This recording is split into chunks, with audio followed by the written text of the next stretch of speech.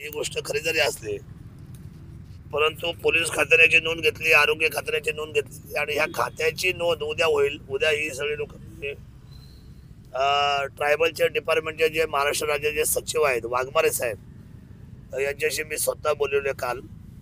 मला म्हटले की सोमवारी 10च्या पुढे मी आपल्याशी बोलेल, पुन्हा 10, 11, 10:30च्या पुढे मंत्री मोदींच्या पण कानावर घालेल आणि जे वस्तुनिष्ठ जे अहवाल जे यंत्रणेतून येतील त्याच्यावर सुद्धा आम्ही तातडीने तो वस्तुनिष्ठ अहवाल आम्ही चेक करू आणि मग बाकीचं काय असेल ते आम्ही पुढे त्या पद्धतीने उपाययोजना किंवा त्या ठिकाणचा निर्णय आम्ही करू. तर आता उद्या सोमवार आहे, आजचा रविवारचे दिवस आहे. त्यांची तब्येत बरोबर नाही, त्यांना सलाईन लावलेला आहे. मी भेटीला आलोय. त्याच्या आधी 2 दिवसावर मी शुक्रवारच्या दिवशी त्यांना सकाळी भेटून इथं गेलेलो आहे. शनिवार कालचाच फक्त गॅप राहिलाय. मी मुंबईला गेलो होतो, काल मतदान होतं मला म्हणून मी इथं नव्हतो आणि आज संध्याकाळी मला बैठकच होती शहरामध्ये म्हणून मी आज येणारच होतो. तर विषय असा आहे की लहान मुलांच्या वसतिगृहामध्ये, मुलींच्या वसतिगृहामध्ये पूर्वी काय होतं, जिथं आश्रमशाळा होत्या तिथं स्वयंपाक बनवायचा आणि जेवायला मिळायचं गरम गरम मुलांना. आता शासन निर्णय बदलले, सेंट्रलाइज किचन केलं गोडेगावला आणि तिथून सगळ्यांचे जेवण हे पार्सल व्हायला लागले. यांनी ज्यावेळेला कारण अनेक लहान मुलांच्या तक्रारी आणि पालकांच्या तक्रारी आल्या, पण त्या तक्रारीला हक्काने कोणी विचारलंच जात नव्हतं. दत्ताभाऊ आणि त्यांच्या टीमने अतिशय आपला अधिकार आणि आपला समाजाप्रती असलेला आदरभाव घेऊन सोमतवाडीच्या आश्रमशाळेला गेले. तुम्ही जर कायद्याचं जर वाचन केलं म्हणजे इतका आता या खात्यामध्ये एवढा आंधा गोंधळ आणि इतका मस्तवालपणा चालू आहे. नियम काय सांगतो, कुठल्याही गावचा सरपंच म्हणजे लोकनियुक्त सरपंच, लोकलमध्ये निवडून गेला सरपंच ज्या वेळेला शाळा, दवाखाना, वसतिगृह इथं जाईल तर त्याला निर्विवादपणे तिचा प्रवेश दिला पाहिजे, कोणीही अडवू शकत नाही. हा कायदा आहे आणि जर प्रतिबंध कोणी केला तर त्याच्यावर मग कायदेशीर गुन्हा, अॅट्रॉसिटी दाखल व्हायला पाहिजे असा गुन्हा आहे. पण तरी सुद्धा सोमतवाडीच्या शाळेतल्या मुख्याध्यापकांनी त्यावेळेला काही पत्रकार सुद्धा आपण बांधतो त्यावेळेला होते, तर तिथे बिलकुल आम्ही तुम्हाला आतमध्ये प्रवेश देणार नाही, कुठली माहिती देणार नाही. म्हणजे लोकशाहीची ही थट्टा झाली, लोकशाही पायदळी तुडवली गेली. त्यामुळे माझ्या माहितीप्रमाणे ही घटना गंभीर आहे. तुम्ही जर पारदर्शक आहात तर मग तुम्ही सरपंच किंवा लोकप्रतिनिधी, कुठलाही लोकप्रतिनिधी, मग जिल्हा परिषद असू द्या, पंचायत समिती असू द्या, सरपंच असू द्या, याला तुम्ही अडवू शकत नाही. त्याला काही वेगळी काही तुम्हाला परमिशनची गरज नाही, कायद्यात तरतूद आहे. त्यामुळे ही गंभीर बाब आहे. एक तर त्या मुलींनी, त्यांच्या पालकांनी आणि विषय म्हणजे एक नाही, 4 आश्रमशाळेच्या मुलींनी आणि मुलांनी ह्या जेवणामध्ये मोठमोठ्या आळ्या सापडतात असं स्वतः साक्ष त्या ठिकाणी दिलेली आहे आणि त्याचा पोलीस रिपोर्ट सुद्धा तयार करून त्याचा पंचनामा होऊन त्याच्या दप्तरी आता गेलेला आहे आज 2 दिवसामध्ये. तरी गंभीर बाब आहे. ज्या वेळेला ते आळ्या निघल्या तर हे विचार न केल्यानंतर प्रकल्प अधिकारी घोडेगाव असं म्हणतात की ते मोड आलाय, मोड म्हणजे कर्दनाला मोड आलेला आहे. त्यांनी आदिवासी समाजाची भयंकर चेष्टा केलेली आहे. माणूस की त्यांच्यातली हरपलेली आहे, त्याचे लक्ष झालेलं नाही की अरे ही मुलं बाळ जशी तुम्हाला मुलं बाळ घरामध्ये आहेत तशी ही मुलं बाळ आहेत ना. आणि ह्या बिचाऱ्या अनाथ किंवा आई वडिलांच्या पासून गरीब असलेल्या मुलांच्या वसतिगृहाची निर्मिती ज्यावेळेला शासनाने जबाबदारी केली त्यावेळेला तुम्हाला तिथं नेमलेला आहे कमांडिंग ऑफिसर म्हणून, सुपरवायझर म्हणून किंवा त्याचा प्रमुख म्हणून. अशा वेळेला तुम्ही या सगळ्या चुकीच्या गोष्टीला विधानात्मक बदलायचं, आळा असताना सुद्धा त्याला मोड म्हणायचं. मला असं वाटतं की त्यांच्यावर गुन्हा नोंदवला पाहिजे, 100% त्यांना पदमुक्त केलं पाहिजे आणि शासनाने याची गंभीर दखल घेतली पाहिजे. एक म्हणजे त्यांनी खोटा अहवाल केला. आता तो अहवाल पुन्हा काल वस्तुनिष्ठ झाला जेव्हा ही ATSची काही माणसं आली आणि त्यांनी पुन्हा फेर तपास केला आणि काही पुरावे शोधले, काही साक्षीदार शोधले, काही त्यावेळेचं प्रॅक्टिकल असलेले काही व्हिडिओज किंवा काही त्याचे असलेले सुद्धा फुटेज हे प्राप्त झाल्यानंतर एक गोष्ट लक्षात आली की 100% ह्या खुर्चीवर बसलेला माणूस हा बैमान आहे, हा दगाबाज आहे. त्यामुळे हा वस्तुनिष्ठ अहवाल जायला पाहिजे आणि त्याच्यावर कारवाई व्हायला पाहिजे, गुन्हा दाखल व्हायला पाहिजे. ही प्रमुख मागणी आज आंदोलकांची आहे. आणि दुसरी मागणी अशी आहे त्यांची, मी त्यांना विचारलं काय 2 मागण्या असल्या पाहिजे. दुसरी मागणी अशी आहे की जे सेंट्रलाइज किचन तुम्ही करून जे वाहताय ना संपूर्ण, जा सोमतवाडीला, जा सोनवळ्याला, जा तिकडे अजून कुठे कोपऱ्या मांडव्याला, आलम्याला, तर प्रत्येकाला मुभा द्या आपल्या आपल्या ठिकाणी स्वयंपाक करायची. आणि माणसं त्यांचे स्टाफ आहे, सगळेजण नोकरीला आहे, सगळेजण पगार घेत आहेत, सेवक आहेत तिथे, कर्मचारी आहेत तिथे. एक टोप भाताचा उघडायला रोज, डाळ भात किंवा आपल्याला खिचडीचा, आणि त्यांना चांगलं जेवायला घालायला हरकत काय. मुलं तर आपले भारताचं भविष्य आहे. गरीब असले म्हणून काय झालं, आदिवासी बांधव असले असं आहे म्हणून काय कसं वागून कसं काय चालेल. आणि मुळात मी जातीवाद करत नाही, पण मला असं वाटतं की आदिवासी बांधवाबद्दल ह्या अधिकाऱ्याला बिलकुलही आपुलकी नाही, बिलकुलही त्याच्या मनामध्ये, त्या हृदयामध्ये स्नेहभाव नाही. मला तर असं वाटतं की अशा पद्धतीचे करुणा नसताना माणूस जर त्या पदावर बसत असेल आणि अतिशय आपल्या अधिकाराचा गैरवापर करत असेल तर ते त्यांच्यावर गुन्हा दाखल व्हायला ते पात्र आहेत. उद्या तो सोमवार आहे, उद्या ही सगळी यंत्रणा फिरेल, आपल्या लक्षात येईल, सगळे अधिकारी इथं लाईनीत असतील. आणि ह्या सगळ्या निर्णय प्रक्रियेबरोबर मी माझ्या आदिवासी बांधवांवर होतो, आहे आणि राहील. आणि मी फक्त डॉक्टरांना विनंती करेल, आरोग्य खात्याच्या आणि प्रशासन तहसीलदारला सुद्धा, की जी टीम आपली आहे त्या टीमला, डॉक्टरांना दर 3 तासाने इथे या आपल्या आंदोलक जो आहे, जो सर्वसामान्य याच्यासाठी बसले, तर त्याच्या प्रकृतीची काळजी, त्याचे ठोके असतील किंबहुना त्याच्या रक्ताचा लघवीचा रिपोर्ट असेल, किंबहुना त्या कॅलरीज जर कमी असेल तर त्यांना सलाईन, या सगळ्या गोष्टीला आपण पूरक अशी टीम या ठिकाणी तत्परतेची ठेवावी. कारण आंदोलनाचा अर्थ असा आहे की आपण काळजी घेणं आहे, कारण शेवटी ही लोकशाहीची लढाई आहे, सर्वसामान्य जनतेच्या हिताची आहे. आणि लोकशाहीमध्ये आपण सर्वसामान्य असलेल्या आंदोलकांना महत्त्व देत आलेलो आहे. त्याची चेष्टा होता कामा नये, प्रशासनाने याची दखल घ्यावी असं मला या ठिकाणी वाटतं. दादा, आपण तालुक्याचे पालक म्हणून म्हणवता, ज्या दिवशी हा सगळा प्रकार घडला त्या दिवशी तिथल्या मुजोर जबाबदार पदाधिकाऱ्यांनी अजिबात कोणत्या प्रकारचं सहकार्य संबंधित दत्ता गावरे आणि पत्रकार यांना कोणालाही केलेलं नाहीये. त्यानंतरही त्या ठिकाणी त्यांची मुजोरी चालू होती. एकंदरीत सांगण्याचं तात्पर्य असं आहे की कोणत्याही प्रकारे प्रशासन त्या ठिकाणी दाद देत नाहीये. तर इथनं पुढच्या कालखंडामध्ये आपली भूमिका याबाबत कशी असेल? आता माझी भूमिका अख्ख्या महाराष्ट्राला माहिती आहे की मी नेहमी जनतेचा विचार करूनच माझ्या भूमिकेला पात्र राहिलेलो आहे. बघा, मुखवटे घेऊन लोक, मला पण फार त्रास होतो की मुखवट्यांचे चेहरे मी खूप पाहतो माझ्या आयुष्यामध्ये. म्हणजे लोकांबद्दल प्रेम नसतं, प्रशासन सुद्धा हाताशी करायचं, कसे वागायचं, या सगळ्या गोष्टीचा त्रास मला 5 वर्षाच्या मधल्या गॅपमुळे झाला. आता मी या सगळ्या गोष्टी पुन्हा एकदा पूर्वीच्या सारख्या रुळवा आणतोय.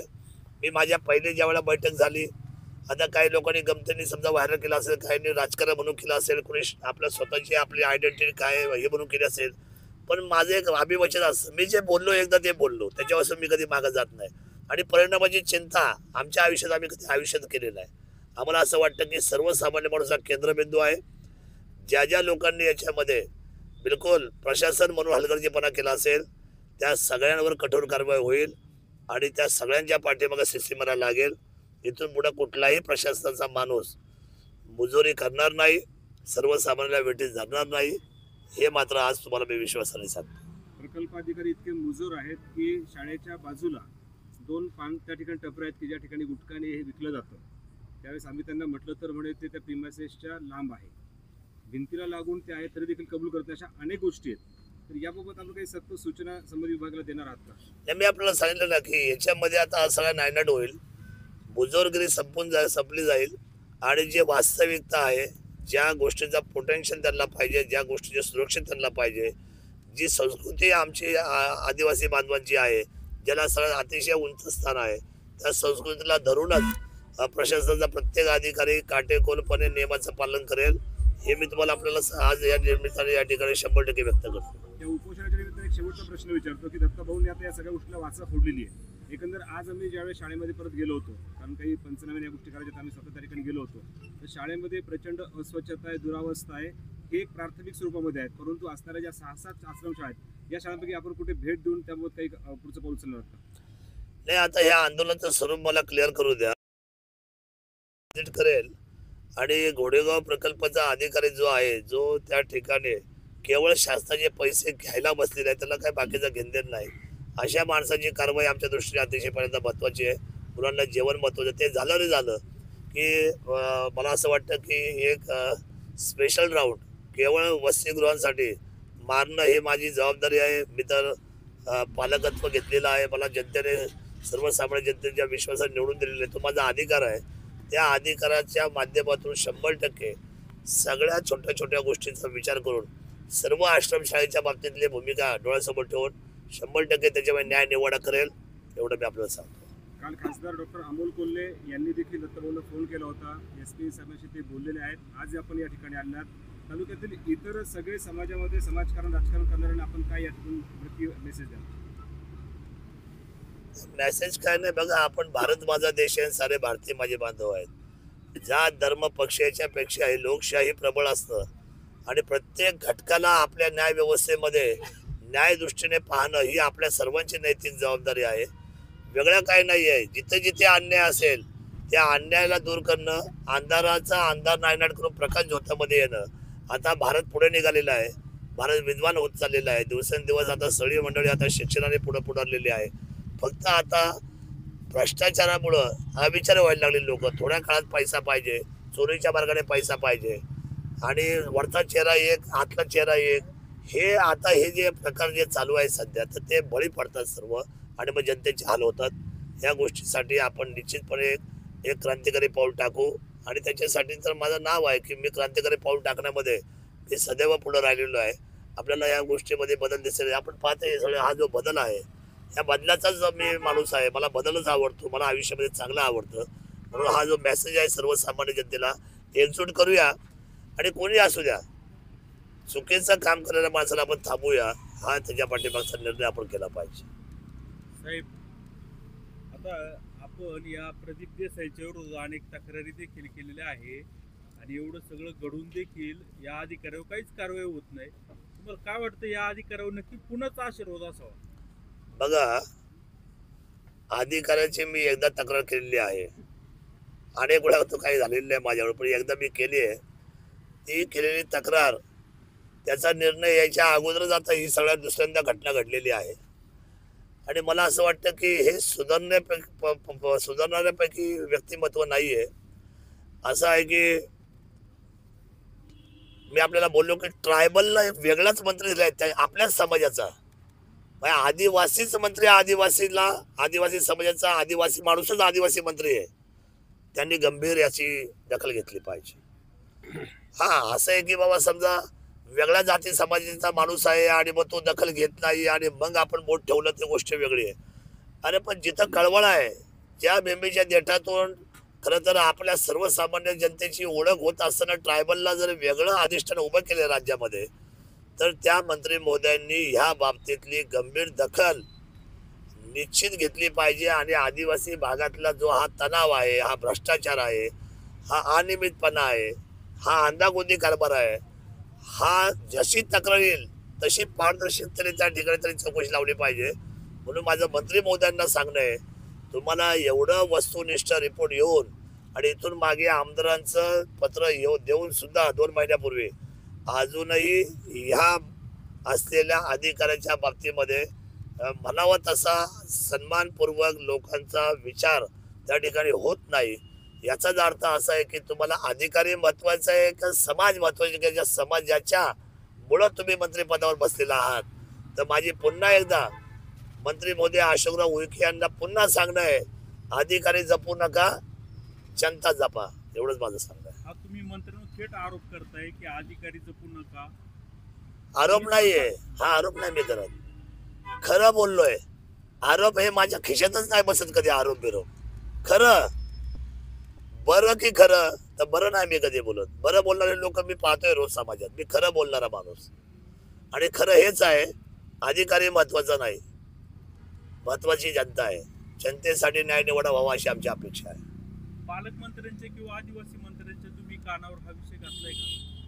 मग आता आदिवासी मंत्र्यांच्या बाबतीतच बोललो ना मी. आणि आता या आळे सापडल्याचा विषय आळ्या सापळ्याचा विषय ही वस्तुनिष्ठ रिपोर्ट आता कालच वरती गेलाय आणि सचिवाशी बोललोय. ज्या खात्याचे मंत्री आहेत त्या खात्याचे सेक्रेटरी आहेत वाघमारे साहेब, त्यांच्याशी बोललो. या प्रकल्प अधिकारी जे देसाई आहेत त्यांना पाठीशी घालून तुमचं कुठंतरी खच्चीकरण करण्याचं काम वरिष्ठ पातळीवर सुरू आहे का, असं वाटतं का तुम्हाला? माझं काय खच्चीकरण होणार हो? मी अपक्ष आमदार निवडून दिला, मला केवढा मोठा सन्मान दिला हो जनतेने. माझं कोण खच्चीकरण करायला मोकळं आहे?